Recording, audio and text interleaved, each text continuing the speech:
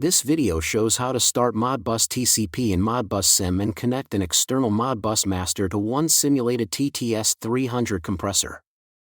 For this recording, the Master and Modbus SIM are running on the same Windows computer.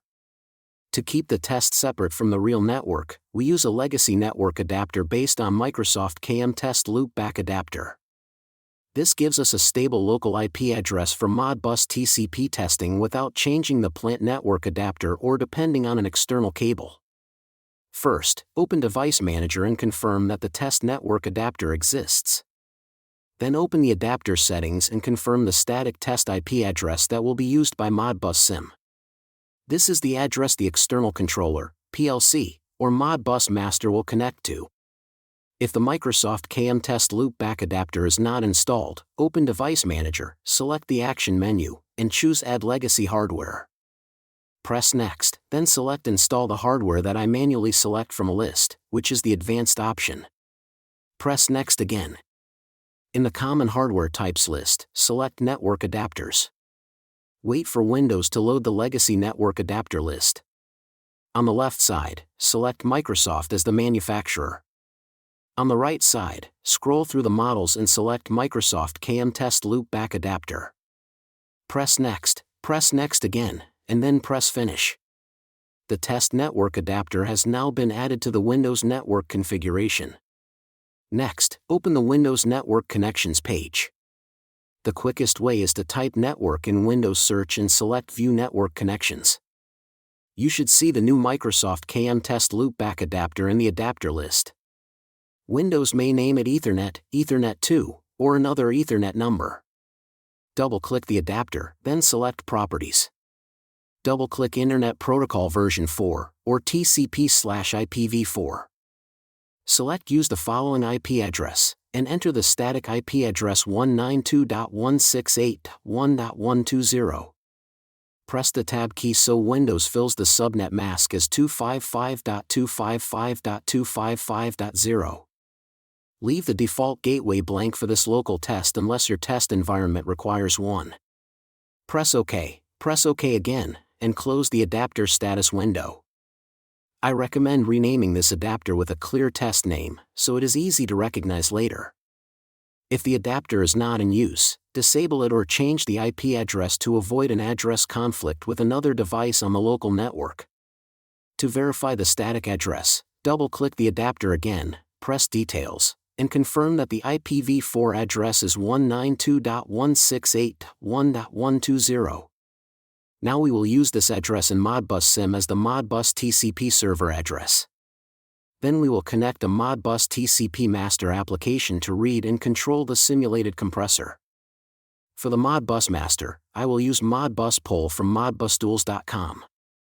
I already prepared a Modbus Master table for the TT compressor holding registers. The table starts at register 40,021 using PLC-style addressing and reads 90 registers. Start Modbus SIM and open the Live System page. Keep the compressor family as TT, select the TTS300 model, and use refrigerant R134A. Set the connection type to Modbus TCP. Set the compressor count to 1. Set the IP address to 192.168.1.120. Set the TCP port to 1520. Press Start. Check the Modbus SIM status line and confirm that it shows the selected IP address and TCP port.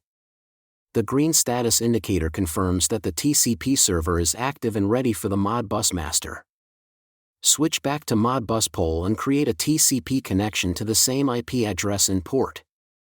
Use the connection menu in Modbus Poll, enter 192.168.1.120, enter TCP port 1520, and confirm the unit ID used by Modbus SIM.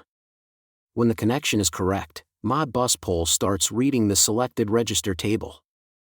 Confirm that the register table is filled with live values from the simulated compressor. Remember that Modbus Poll shows raw register values.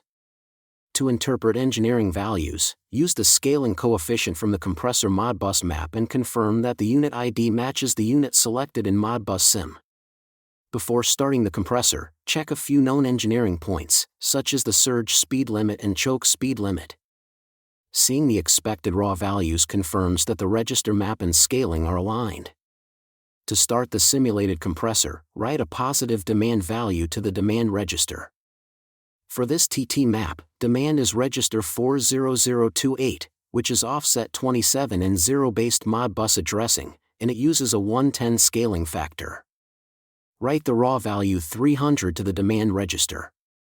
With this scaling, 300 means 30% demand. Now watch Modbus poll and confirm that the written demand remains visible in the register table. At the same time, watch ModbusSim accept the demand and start the simulated compressor. Open the ModbusSim dashboard in monitoring pages. Confirm that the simulated TTS300 compressor is running and that the live values are changing. If Modbus poll reads the values correctly here, the first TCP connection test is complete. To finish the run, remove the start command by writing 0 to the same demand register. Confirm that the compressor returns to stopped state. The final screen should show the compressor stopped with no unexpected warning or fault. In this video, we created one simulated compressor, connected a Modbus TCP master, wrote a demand command, confirmed the compressor response, and stopped the compressor again. Thank you for watching. In the next video, I will show the Modbus serial connection test. See you next time.